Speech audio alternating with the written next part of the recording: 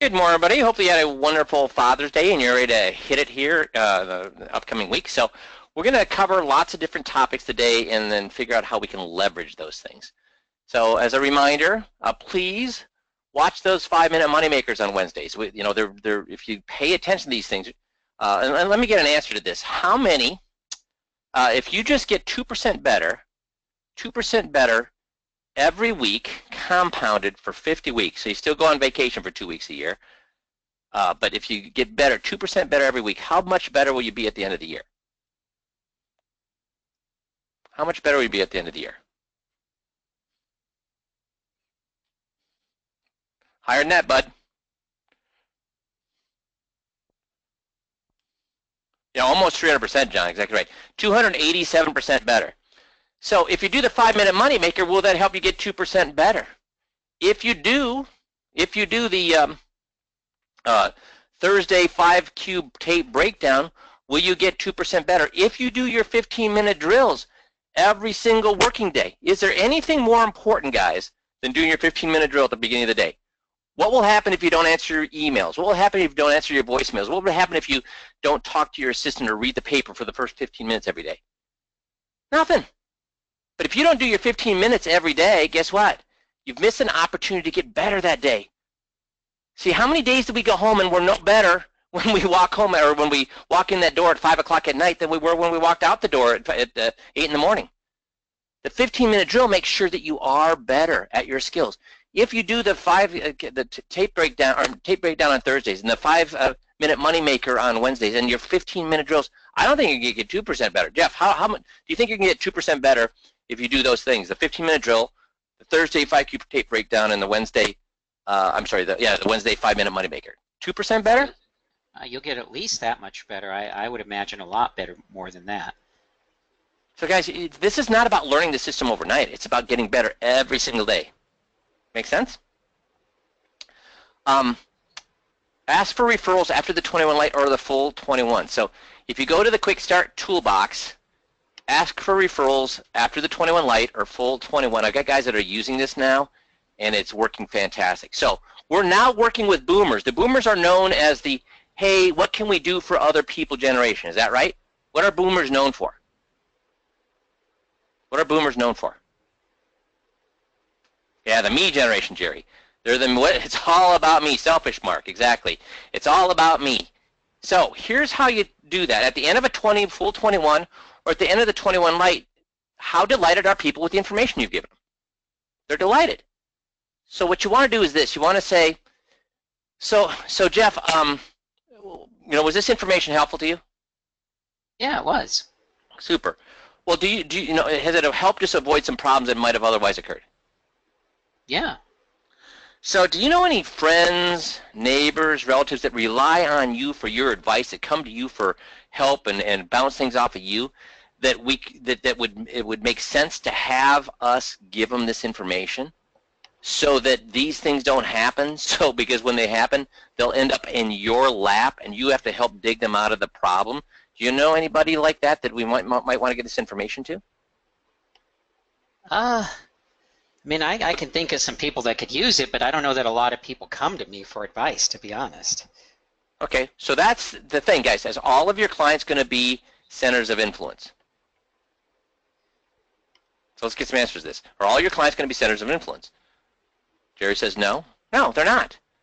But 1 out of 5, 1 out of 10 of your clients going to be the place that mom comes to for help, dad comes to for help, sister comes to for help, friend comes to for help. I mean, is there somebody in families that people rely on for these kind of things? Now, do you know who that person is? Do you know which one of your clients are going to be that person? You might guess, but you don't know for sure. So who should, if they're not that center of influence, like Jeff wasn't, then is it any harm, any foul to do that? No. But see, what are we tapping into? Are we tapping into, hey, can you help me out and get me a referral? Can you help me out? Are we tapping into that, guys, with that little script? As the advisor. Can you help me out as the advisor? Are we tapping into that? No, we're not. Are we tapping into, hey, you know, you should help your mom out. You should help your friend out. You should help your sister out. Are we tapping into that? No, we're not, Jeannie. That's right, Jerry, we're not. What are we tapping into? Let me do it again. So Jeff, do you know anybody that it might be beneficial to get this information to because they come to you for help or would come to you for help if one of these things happened, for you to help them get out of that rat's nest of a problem? Who am I tapping into? That's right, Scott. They're tapping into themselves. they're helping themselves. They're not helping their friend, Cheryl. No. Don't you guys? I'll do it again. Jeff, do you know anybody that we can get this information to so that if we can help them avoid these problems so that when these things happen to them, they don't come to you and ask you to help them dig out of the mess? Who are we tapping into, guys, helping guys? We're saying, listen, if you don't get these things fixed for your mom, you don't get these things fixed for your sister, you don't get these things fixed to your friends, who's going to be dragged into that rat's nest of a problem?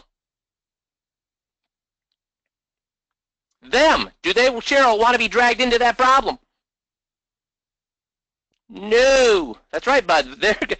So who, hey, sure they like you. Sure they like Ma. You know who they like better than me and as the advisor and their Ma? Who do they like better?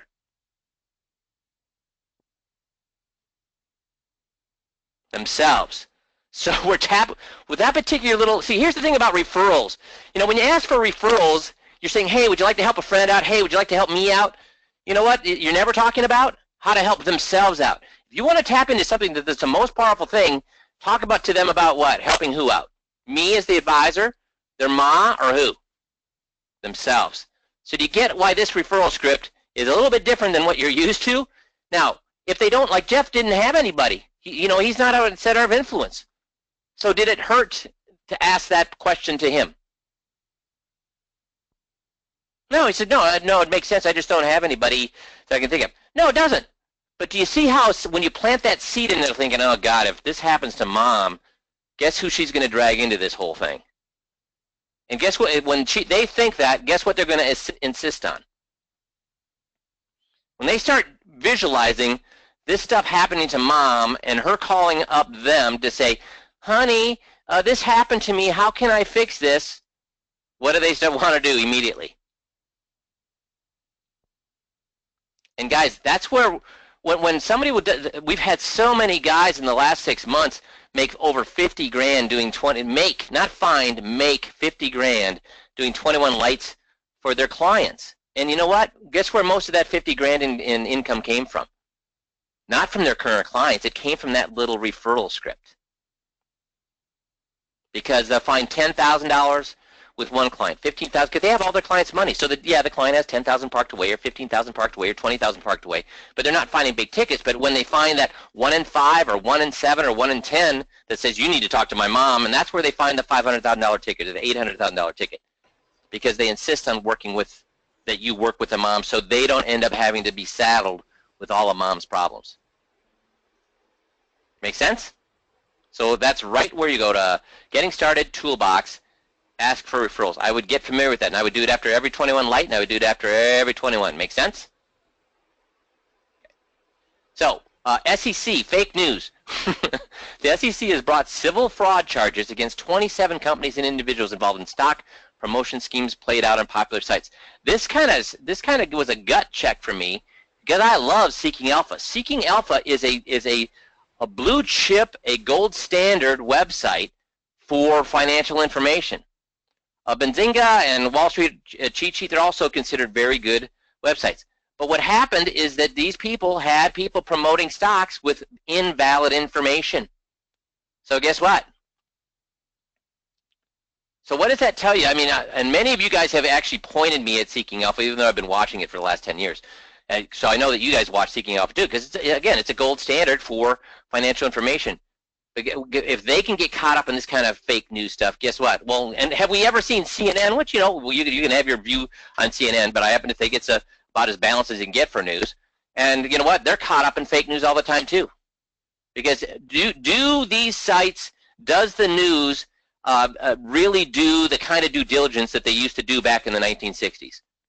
Anybody bringing news to the public now, do they do that kind of due diligence anymore, or they do basically a once over and then throw it out there? So my point here is just what? Guys, don't believe anything you write until you've what? I'm sorry. Don't believe anything that's written until you what? And a lot of guys will send me information, and when you send me information or some sort of statistic, the first place I go to is Snopes. What's Snopes? It's basically a place that you can go. You go SNOPES. You put that into Google. It's a place where you can check on fake news. Was it just put out there, or is there an actual believable resource? It's a fact check, right, Jerry? That's right, Mark.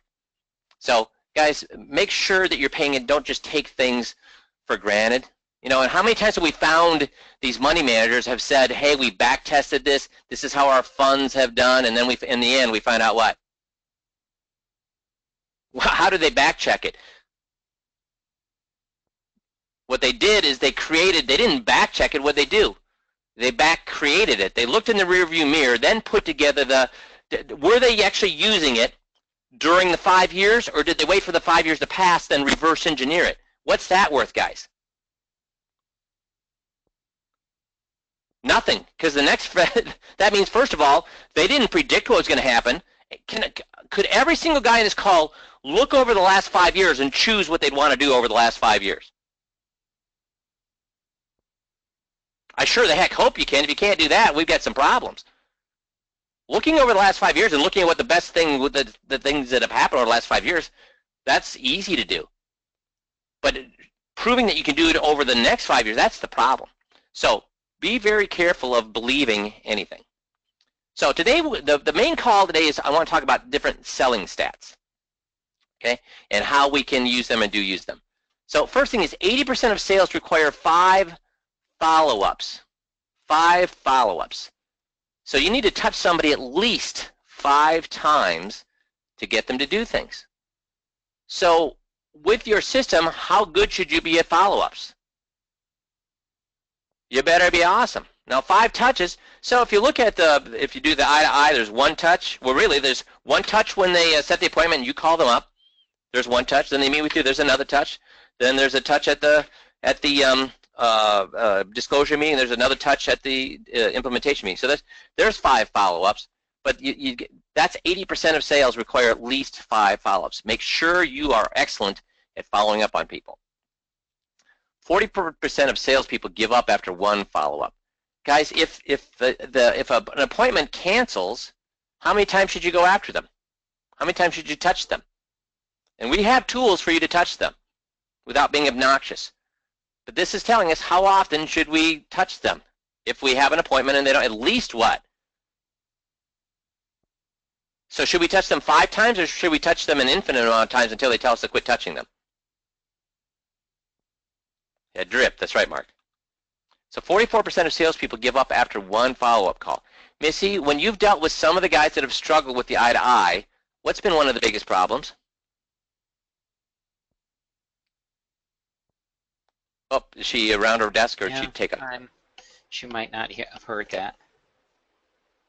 No, I would tell you, yeah, the biggest problem is follow-up. I mean, I can't tell you how many people I've talked to. I couldn't get off of mute. I apologize. I couldn't get off of mute, but I'm back now. So what's the biggest problem that we have with eye-to-eyes, with people not having success with eye-to-eye? It begins at the confirmation call, I would say, is that it's people aren't calling right after they get the appointment. They are not, they're turning that confirmation call into something it's not meant to be.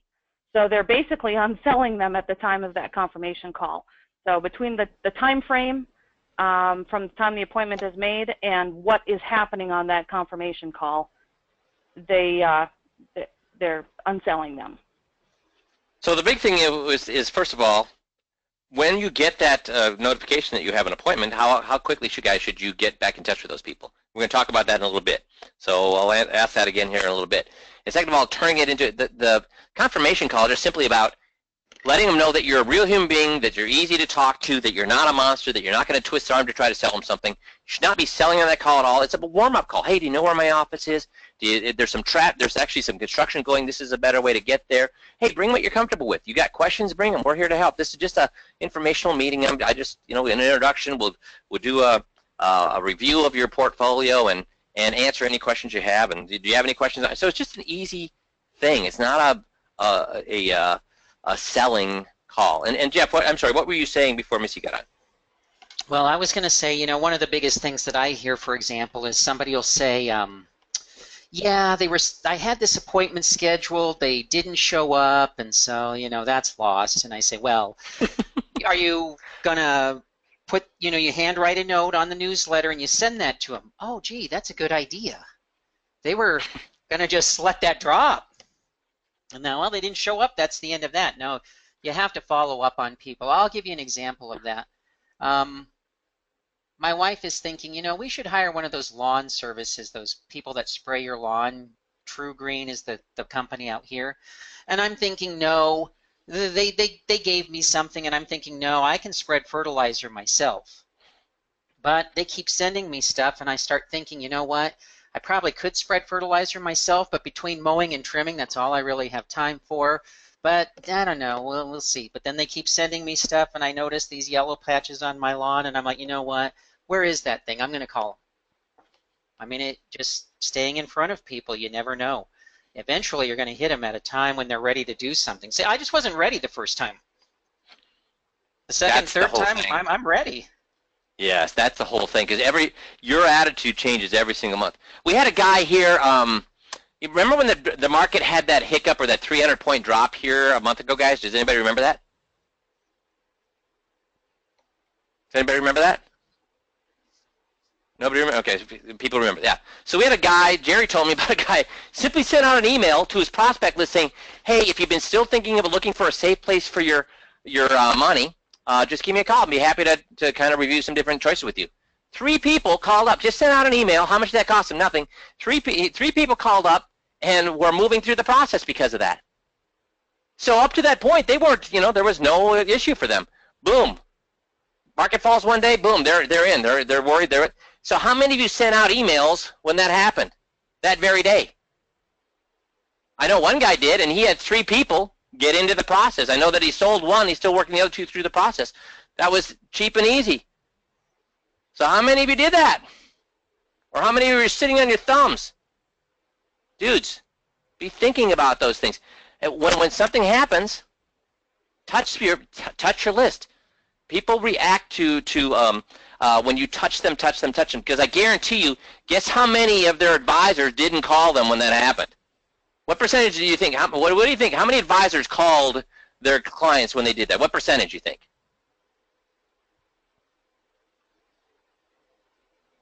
Yeah, I'd say 1%. I agree with you, Jonathan. 1%, 5% maybe, Mike. But that means 95%, 99% didn't call them. You know what? Clients are worried when those things happen. And what's the #1 reason people leave their advisor? What's the #1 reason? By over triple every other reason. No contact, Mark, right? No contact. So if you're contacting them, especially when they're worried, when their advisor isn't, guess what you're going to get? Business. So touch, follow up. Nobody should ever fall off your list, okay? So average is 2 attempts to reach a prospect. And Jeff, based on our 17-year history coaching, guys, is this valid or invalid? I'd say it's more than valid. That oftentimes it's 1.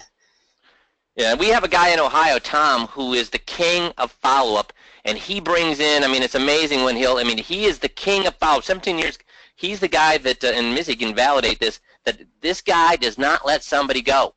And he has people come back after 7 months, after 8 months, just because he drips, and they come back.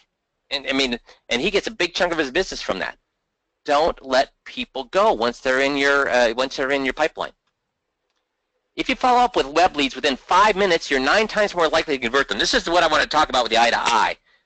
So, guys, when you get an eye-to-eye lead or appointment, when you get not a lead, when you get an eye-to-eye appointment, how quickly should you call them up? Tomorrow? When I get around to it? Or right now? Now. Call them as quickly as possible. there's study after study after study that shows that it makes a difference between 1 minute and 5 minutes. I've told you that story before about me refinancing my home, and and they called me while I was filling out the form, which means I opted in. If I would have filled out that form and they called me 5 minutes later, I guarantee you I would have said, forget about it. That's how flighty people are today. When you get that appointment, call them right away. And Missy, have we had guys not even call these people up? And then they're scratching their heads on why the people didn't show up for their eye-to-eye appointment.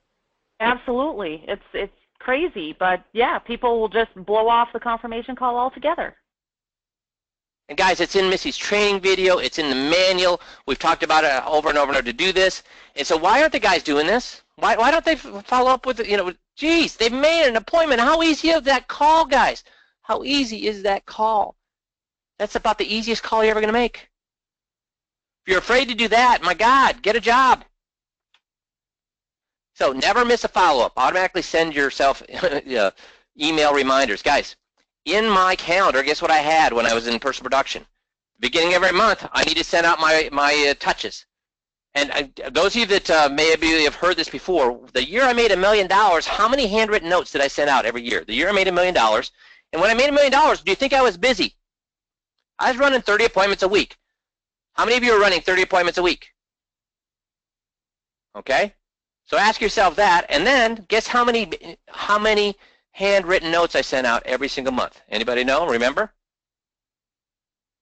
How about some guesses? 200. Very good, Jonathan. 200 handwritten notes a month. It was for anniversaries. Their anniversary was becoming my client. It was for birthdays. It was just have a good 4th of July. 200 handwritten notes every single month. Oh, I don't have time. Guys, what kind of excuse is I don't have time? You probably heard this. Busy people do get things done, or busy people don't get things done. It's amazing. When you talk to your mom who's retired and you give her a task to do one thing, and she'll tell you at the end of the week what?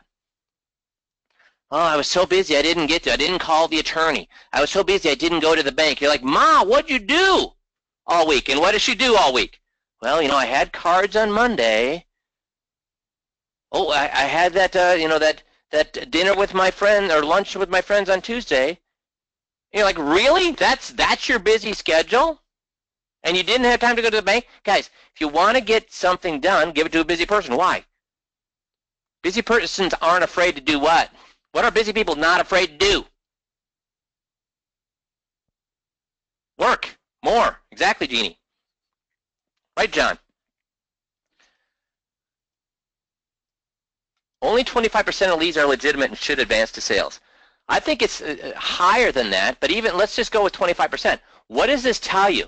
Now, there's two ways of looking at this: glass half full, glass half empty. Only 25% of leads are legitimate and should advance to sales. This tells me something. What do you think? What does it tell you? Well, get more leads. I'd agree with that. But what it's telling me is what? Do I know which one of the four is my? Do I know which one of the four is my sale? So that means I should drip on what? None of them or all of them? All of them. Nurtured leads produce, on average, a 20% increase in sales opportunities versus non-nurtured leads. Guys, nurtured leads produce an average 20% increase in sales opportunities versus non-nurtured leads. Nurtured leads make 47% larger purchases than non-nurtured leads. Why do you think their purchase is larger than non-nurtured leads? Why do you think? And we've experienced this with 5Q. So, and I won't go into that, but I tell you what, this is absolutely 100% on the mark just based on my anecdotal information. Why are nurtured leads going to make 47% larger? Trust, Cheryl, awesome. Yes, Gary, familiarity, which leads to trust. They're warmed up, John, exactly, where they trust you. So when you're saying familiarity, warmed up, it comes back to trust. They know who you are, they trust who you are, especially with the way we nurture them. In all of our nurturing, what do we not talk about? In all of our nurturing, what do we not talk about? The money, Jeannie, exactly, the dollars. So what they do is this person really does care about me as a human being. This person really does care about helping me. This person really does care about giving me value, helping my family. So guess what they do? Your tickets are larger. Because and I looked at 5 different resources, and yeah, the percentages varied slightly, but it was still basically the same. When you meet somebody, 3% are buying now, 6 to 7% are open to it if it's a good enough offer, 30% are not thinking about it, and 30% are not interested, and 30% are no, they're not interested. So guess where all other advisors are operating? What percentage are most advisors operating with the way they operate without the 21-point checklist? Who are they going to go? Who are they going to get? Yeah, 3%, maybe venturing into the 6 to 7%. If you are as good as Wade was last week on the 21-point checklist, what percentage are we working with? If you're as good as Wade was last week on the 21-point checklist, what percentage now are we working with? That's right, 100%. Because the buying now, we always get them. 67% of it, boy, are they open to it after they find out their guy's screwing them. Hey, 30% aren't thinking about it, but what are they thinking about after the 21-point checklist? I hate my guy. I got to get away from him. 30% don't think they're interested, and they're not interested in moving their money. You know what they are interested in? Guys, they're not interested in moving their money. What are they interested in?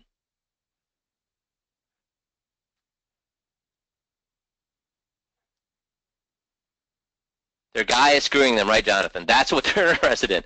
And you know what? Here's the analogy I give. Jeff, if I'm walking through the airport and I have cancer and I see, you know, whatever kind of cancer, ABC cancer, and I see on USA Today on the paper that they have a brand new cure for ABC cancer, will I buy that paper if that's the headline? Yeah, you'd buy it. And I'm going to tell you, I may or probably I won't.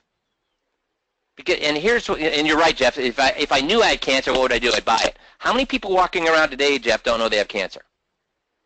Oh, I'd say a lot. I mean, so yeah, if I didn't know I had cancer, would I buy that paper? Not if you didn't know, no. So I have it, which is the only information I gave you. So guys, if I know I have it, yeah, I'd buy that paper. But how many people are walking around that don't know they have a cancer, and who is the cancer in our particular situation, guys, with our clients? Who's their guy? That's right. Do they know their guy is a cancer? Or are they still in love with their guy? They're still in love with their guy. What does the 21-point checklist do? Do we tell them they shouldn't love their guy, or do they spend 2 hours telling themselves they shouldn't love their guy? So guys, here, be good at the 21. We turn this 3%, maybe 6% into 100%, okay? Lead nurturing gets 4 to 10 times the response rate compared to one-time touches. And as Jeff was talking about earlier, it's amazing when the guy says, oh, he didn't call me, I guess I'm done. Dudes, no, touch, touch, touch. Companies that nurture leads make 50% more at a cost 33% less than non-nurtured leads. So we have these tools for you guys. The summer is when you should get these things into place. It does take a little work and effort to set this process up, but once it's up and running, it shouldn't take you more than 4 hours a month to keep it up and running. Yeah, it might take you a couple days to get this process up and running, but then after that, it should only take you about 4 hours to make it work on a monthly basis. So we give you the monthly epidemic marketing pieces. You see May and June. We always have 2 of these up. The reason we have 2 of these up, guys, is because if you are bringing somebody on and all of a sudden they go cold, if you're bringing somebody on and all of a sudden they go cold, you want to touch them 3 times non-financially before you go after them with a financial offer to get them back into the loop. So what you can do there is you can send out a May immediately, 3 weeks later send out a June, 3 weeks later send out the July, which will be up by that point. So that means we have touched them how many times? 3 times in how long? So May right now, June in 3 weeks, and July in 3 weeks. How many weeks has gone by? How many weeks has gone by? If 3 times, no. Yeah, that's right, John. 6 weeks. Right now, 2 weeks, June, 2 weeks, and then you hit them with the July. That's 6 weeks, 3 times. So that means you can warm them back up in a month and a half. And Jeff, how many times have you heard somebody be leaving messages to get somebody warmed back up on the phone, leaving voicemails for 6 weeks, still trying to get that client warmed up? Have you ever heard of an advisor doing that? Not very often, no. I mean, I've heard of them calling, but not usually for 6 weeks. Yeah, so you need to be touching them. And should you be leaving voicemails for 6 weeks? No, guys, because when you just leave voicemail, it sounds like you're what? Chasing them. But what are the monthly epidemic marketing pieces about? Well, let's go through that. There's 3 pieces. There's the newsletter, there's the checklist, and then there's the walk down memory lane. So let's look at those. Insert personal information here. This personal information is not your name. First of all, guys, you don't need to necessarily address it to the person, so don't worry about that part. You can, it makes it better, but you don't need to. Insert personal information here. This is not about what your address. It is not about your, what your contact information. It's about something that makes you human. I used to talk about planting shrubs and the deer would eat them, or coaching my children. These are the things, and actually 15 years later, 17 years later, I still have people ask me about that. This is what makes you human. And then Jeff does a great job of writing these newsletters for you, and Jeff, are they ever about investments? No, they're never about investments. It's about helpful things. And guys, could we do fancy schmancy things? Yes, this is done on purpose to look like this. Because I used to send out fancy schmancy 5-colored 15-page things about all sorts of financial things. Who reads those things? First of all, it costs you an arm and a leg. Second of all, I found that you don't get any referrals from them, because who reads those things? Who reads those kind of newsletters about talking about family limited partnerships and REITs and dollar cost averaging and all sorts of things, and they're beautiful things all about product? Who reads those things? Do-it-yourselfers, right, Mark? Do-it-yourselfers, right, Jeremiah? So this is written with a church bulletin mentality. There's one document people read cover to cover every week, and it's the church bulletin. Why? Short, can read it in 5 minutes. Written by people they know, about things that they care about. This is written this way in purpose. And guys, I can't tell you how often and how much money has been made over the last 17 years with this simple looking document that you can print for diddly-do. Now, in that same envelope, we're going to print another thing, and that is the checklist, and it's a different checklist every single time. So, guys, I don't care if these checklists are helpful or not. What are we showing people by giving it to them? So, you know what? Out of the 12 checklists, tip sheets, helpful value-added things that we send per year, they might only think 2 or 3 of them are helpful. Does it matter? No, it doesn't matter. Why? That's right, Avram. It shows that we care. We're giving them helpful. So this gift that you're giving them works whether it's something they're going to use or not. Because, like, geez, he's always giving. And how much did this gift cost? Did you have to expend an extra stamp to send this, guys? Or are we going to put that in there with the current newsletter? So did you expend an extra stamp? No. We're stuffing it in there with the other newsletter. So it costs you 1 extra piece of paper. That's all it costs you. And then we're also going to send out walk down memory lane. Guys, people love this. I love this. People love to read these things. It's interesting to them. So this is also going in the same envelope. So they're getting 3 pieces of paper, something that's showing that you're human, a little personal story, so they get to visit when Mike's household every week. Then it's something of value in the newsletter, and then it's a tip sheet or a cheat sheet or something they can actually use, a value-added thing, and then it's a little entertaining thing that they like to read every single month. Guess what? Where was the product? Where was the money information? Where was the, hey, I want to sell you a product information in these 3 pieces? Nowhere. So people always ask me, how long should you send these things out? What do you think I tell them? Somebody answer. How long? Forever. And I've told you before that if I went into personal production, the first marketing I would do is get a list of 10,000 people, and I would send these 3 pieces out to them for 6 months. Because after 6 months, how many people are going to know who I am? No, John. John's asking what kind of envelope do you send? I just use a business size envelope and fold them together. Do it just as cheap and easy because they're going to be looking for this thing. Yeah, Jerry, after 6 months of sending out 10,000 of these, 10,000 people would know me. What do you think is going to happen when I send out an invitation for a seminar? What do you think is going to happen when I send out a lunch and learn invitation? What do you think is going to happen when I send out a product offer? If 10,000 people know who I am. Is that expensive? Yes. So I don't expect you to do that, but I do expect you to do that with who? Who would I expect you to send out every single month these 3 pieces to? Every single person that you've had a conversation with, every single person who's raised their hands. Clients and prospects. Right, Jonathan? Clients and prospects. Right, Bud? that's my advertisement for getting the epidemic marketing here done here in this summer. Okay, this is the time to do it. Not when September and October. You should be up to your neck in marketing. September, October, you should be up to your neck in marketing. July and August, less so.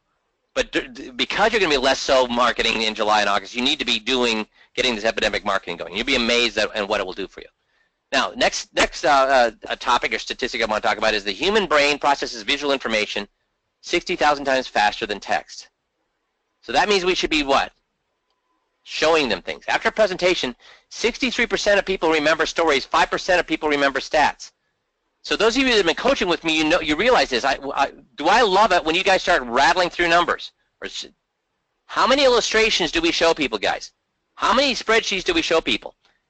And how do other salespeople sell? Spreadsheets, illustrations. Guys, people don't remember that crap. They remember what? Stories. Give them context, give them action, and show them the results that happen. 90% of information sent to the brain is visual. And if you verbalize a story, what does a story turn that verbalization into? If you tell a story, what's that verbalization? A picture, right? It turns it into a visual. So, do we use stories in the 21-point checklist? Continually. Why? They remember it. 93% of all human communication is visual. Our eyes are our most important sense. People are used to relying on the visual. Problems versus better. 70% of people making purchasing decisions to solve problems. Only 30% make them to gain things. We've talked about this before. The people that we're after, are they going out to lunch when they want? Are they driving the cars they want? Are they going on vacation when they want? The people that we're after, are they poor or are they doing okay? They're doing okay. So are they going to move for something better? This is a beauty pageant mentality. Hey, I've got something better. And they say, well, maybe you do, but what? Maybe you do, but what? You've all been there, guys, where before the 21-point checklist, you've shown them in a beautiful way to reduce their taxes. You've showed them a beautiful way to get more income. You've showed them a beautiful way to get a higher return, whatever it may be, but they don't do anything. Why? Because they think, well, there's a 99% chance of you being right, but there's a 1% chance of what?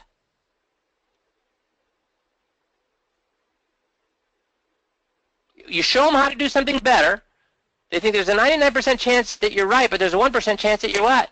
Do you think anybody's ever going to believe you 100%? Is anybody going to ever believe you? Never. So even if they believe you 99%, if they've got everything they want right now, guess what that 1% is going to prevent them from doing? Moving. Because, well, you know what? Here's the thing. I got a 99% chance of it being better, but I got a 1% chance of everything I have today going down the tubes. And I'm doing okay today, so guess what I'm going to do? Just keep doing what I'm doing. Okay. We have one question about the epidemic marketing, guys. It's a good question, John. Dudes, I said if I went back into personal production, I would be sending to people who have no clue who I am the 3 pieces for the epidemic marketing. So if you've got people on your prospect list that you haven't talked to in 3 years, would it make sense to start them on the epidemic marketing piece? Yes, yes, yes, yes, yes, yes. Yep, I absolutely would, John. Okay, so back to this. So what are we tapping into? The 30% of how to gain things or the 7% of people to solve problems? And what is the problem? What is the problem they're going to solve that they don't know they have right now? What's the problem they're going to solve? Yeah, they're guy, Dave. They're guy. Emails with the person, and this is when you're trying to recontact people. So I'm just kind of going through stats, guys. They're not connected to each other necessarily. Emails with so if you're trying to contact people, emails with the person's first name in the subject line are open much more often. So that tells you that if you're writing an email to somebody, put their name in that subject line.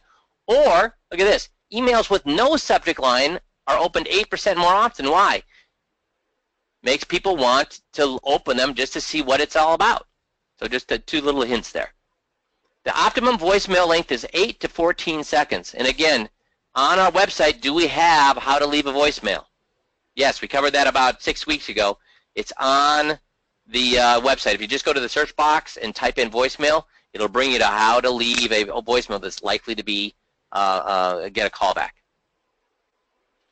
Right here, there it is. So if you go down to, or you can just go down to library, video, audio, video school, and you see under objections, voicemail. Get people to call you back. So you can always review that. It's 13 minutes long. Before, is it worth 13 minutes of thinking about how to leave a voicemail to leave a good voicemail, guys? Yes. Put some thought into your voicemail, because if you don't, you're not going to get a return call, okay? Did you know that 65% of new businesses come from referrals? 65% of new business comes from referrals, and you're 4 times more likely to buy when referred by a friend. 55% of consumers recommend a company based on customer service. Okay, so I would agree with all of this stuff. Problem with this is what? 55% of consumers recommend a company based on customer service. Problem is with this particular stat is what? Do people like rejection? No. So are your clients going to go out of their way to refer people to you? No. Because they're going to think, if I refer to my friend and my friend says I already got a guy, were they just rejected? Yeah, they were rejected. So the referrals you get are when their friend, their neighbor, or their relative says what?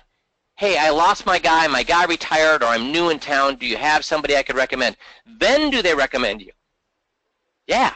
So referrals only work when the friend, neighbor, or relative says, hey, do you know somebody? Then your client is willing to refer.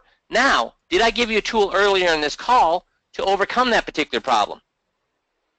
Do they want to, they don't like rejection, right? So will they face rejection if it's to help you? So I want everybody to answer that. Will they face rejection if it's to help you? I got a couple no's. More, guys. No, so they're not going to face rejection to help you. Will they face rejection to help their mom or their friend or their sister? No. Guess who they're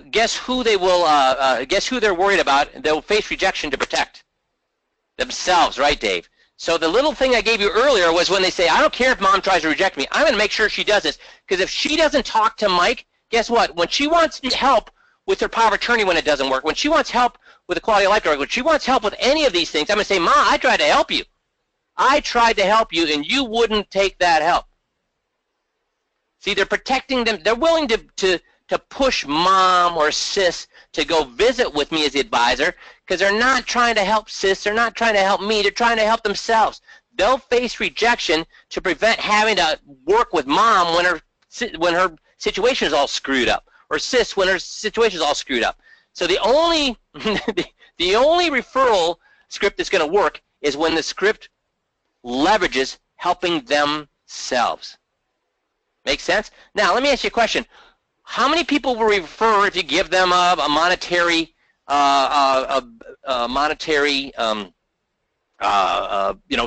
give them $50 gift certificate to refer? I'll tell you what, I tried that, tried that, and tried that, and tried that. How many people will refer? Exactly, Greg. 0. 0, 0, 0, 0. Because they feel icky. They think, oh, geez, if I refer my friend, I'm getting paid to refer my friend. That's kind of like what? That's kind of like, that's icky. So I'm not talking about getting paid, but you know what? Those same people that don't want to be paid to help their friends, they do want the help of not ending up with all the inconvenience, all the stress, all the time of helping mom out because their situation's all screwed up, and then they inherit all that screwed up stuff to help her out of that problem. So you get the beauty of that referral script I gave you earlier today. And this I want everybody to answer. Do you get? Will you be using that referral script going forward? I want everybody to answer this on the call. I got 10 yeses. Easy, no pressure, right, Dave? Good. Everybody's saying thank you. So it's so easy to use, and we're leveraging, not helping me, not helping their mom. It's helping themselves. So if you want a referral, make it easy, make it personal. It's all about me. Use that referral script, okay? They're not going to do it to help you. They're not going to do it to help their mom, but they will do it to help themselves. Content, okay, this is a different topic here. Content, 62% less. Content marketing generates 3 times as many prospects as outbound marketing. 82% of consumers who purchase viewed at least 5 pieces of content from the winning company. 68% of consumers feel increased positivity about a brand after consuming content. Guys, what's our content? What is 5Q's content? What are they viewing? What are the 5 pieces of content or more that they're viewing? Well, Drips, I'd agree with that, Andre, but more importantly, what are they making there when they're making in the position of making their decisions? Guys, what's the 21-point checklist? Yes, Sean. It's the 21-point checklist. How much content is there in the 21-point checklist as compared to what any other advisor is covering? How much content is there? A lot. A lot, a lot. So we're leveraging. Look at content marketing generates 3 times as many prospects as outbound marketing. 82% of consumers have purchased viewed at least 5 pieces. Are we giving them more than 5 pieces of content? This is what makes the, besides doing the script right like Wade did last week, it's the content that helps them. They're making a decision that these people have how much more information than the guy that I'm working with right now? Tons more. The average salesperson makes 8 dials per hour and prospects for 6.25 hours to set 1 appointment. I have this on. Do you think I have this on there so that to get you guys a cold call? No. Why am I looking at this particular statistic? Kind of goes back to what we were talking about earlier. When you get an eye-to-eye appointment or when you do a seminar and you're in front of these people, how good should you be at making sure they show up? Because this should give you, do I want to cold call people where I spend 6.25 hours, 1 working day to get 1 appointment? When I'm in front of, when I actually have an appointment from an eye to eye, or I'm in front of 30 people in a seminar, I should be how good at that? Good. Because do you want to go back to this, dudes? No. 50% of consumers feel their salesperson is not prepared for their meeting. Jeff, I'll have you address this. How many times have somebody called you and said, I'm meeting with these people this afternoon or I'm meeting with these people tomorrow and I'm not prepared? Yeah, I mean, it happens way too often. And so it's not a matter of just putting in, I think sometimes the impression that people have is, okay, preparing is taking the information from the fact find, taking the information that Jeff gives me, putting it into the software, and printing out that 140-page document. I did all that. I'm prepared. No, preparing, that's developing the game plan. If the coaches gave the game plan to the players on Tuesday and said, okay, you guys, I'll see you back on Sunday for the game, how do you think that would go? Not very good. So they're practicing. They're looking at the plays on the game plan and saying, okay, well, what happens here? Let's practice this. Let's see what could happen here. Let's try this. That's what you guys have to be doing too. You have the list. That's step 1. The rest of it is mentally rehearsing. Okay, do I know what I'm going to say at Survivor's Guide? I think I do. Do I know what I'm going to say at Power of Attorney? I better go back and watch that tutorial one more time. Do I know what I'm going to say at Fees? I'm not sure. I've watched it. I'm going to call Mike. I'm going to see. Or I'm going to call, whatever. I'm going to call and ask. That's what you have to be doing before the meeting. You have to be that prepared. You have to think, okay, so do I know what I'm going to say at beneficiaries? Yes, I think I do. But some of those kids are step kids. Could they ask about that? Yeah, they could. What will I say? I'm not sure. I'm going to call Jeff. You need to know these things beforehand. Call Jeff. Call Jeff 2 hours before the meeting? No. Don't call me 2 hours before the meeting. There's 2 problems with that. 1, you might not get a hold of me. I might be on the phone. 2, even if you do get a hold of me, it's the first time you're hearing it. How much are you going to be able to learn and internalize it before they come in a half hour to 45 minutes from then? So even if you got a hold of me and even if we talked about it, you're still, you can't just say, hey, okay, I'll tell you what, guys, everybody show up an hour before the game on Sunday, and then if you have any questions about the play on the game plan, we'll go over it then. No, they're not going to be ready. They just got the questions answered. They're not quite sure. There's still a lot. It hasn't gelled. It's not going to work that way. And too many of us are running our practices that way. And we've gotten by with it, so we think it's okay, but you just saw the statistic. If it takes you 6 hours to find a prospect, do you really want to blow it or not be ready when you finally get in front of that person? Guess how many hours at least I'm going to spend prepping for that meeting? 6 hours. I mean, you have to spend 6 hours either prepping for that meeting and making a sale and making some money, or 6 hours looking for the next guy, yeah. So, Missy, you've worked with me for 20-some years. You've worked with Jeff for 17 years. Guys, you know, Jeff and myself, do we have the same personality, or are we completely opposites? We're opposites in many ways. But both of us, Missy, how unprepared have you ever seen Jeff or myself? No, you guys are extremely well prepared for everything that you do. So it has nothing to do with personality. It has everything to do with what, guys? It has nothing to do with personality. It has nothing to do with personality, because we're opposites personality-wise. But it has to do with our desire to be successful, our desire to give our most to the people who are spending and investing the time to listen to us, that we're prepped and ready for that person, so it's a value-added thing. Neither one of us ever go into a situation where we're unprepared. And so should you guys go into, I went in every Saturday morning at 5 in the morning to prep all my cases for the next week. I went in because I had little children, and I didn't want to lose any time with them. So I went in at 5, so by the time I got home at 8 in the morning, they were up, and I could spend the whole weekend with them. You don't need to do that, but I'm telling you, I was prepped for all my next week's meetings on Saturday. Not my Thursday meeting on Wednesday, not my Friday meeting at Friday morning. I was prepped for all of my meetings on Saturday. So if you're wondering why you're struggling, guess what? This could very well be one of the things. How prepped was Wade last week for that? And Wade nailed every single one of those scripts. How prepped was Wade last week? He was prepped, man. He nailed it. Yeah, did he make it? He made that little tiny mistake that he's fixing. But other than that, I mean, 99%, 98%. So he was prepped. So, guys, when you've mastered the scripts and the motive, the one thing that Wade missed was the motive. Guess what he's spending all the time working on now? Motive, motive, motive. And I have full confidence he's going to do that. When you are doing the 15-minute drills and working your guts every single day, not when I have time, not when I feel like it, but every day that you feel bad if you miss that. Listen to using the 5-minute moneymaker to make yourself 2% better and the tape breakdowns to make yourself better.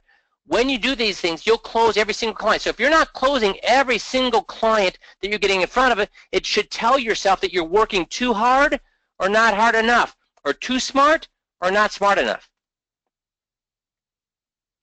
Guys, do these things. You have an ATM machine. We're now in summer. Guess what you should does that mean that you should be working 5-hour days or 4-hour days or 3 days weeks? Take vacation. Enjoy your family. But guys, you've got stuff you can be working on. You got things that can be turning your practice into ATM. I'm not telling you have to work 24 hours a day. I'm saying though, if you want to close 100% of people you get in front of, you've got time in summer to be doing what? This. Okay? Do these things. And if you think about it, they're not even, Jeff, doing these things, basically 8 hours at work here? No, that's not 8 hours of work there. That's, what, 15, maybe 30. The 5-minute moneymaker and breakdowns might take you 15 minutes. That's not even every day. That's only on Wednesdays and Thursdays when they come in. The MIFT is 15 minutes a day. You're looking at, I don't know, 20, 30 minutes at most a day there.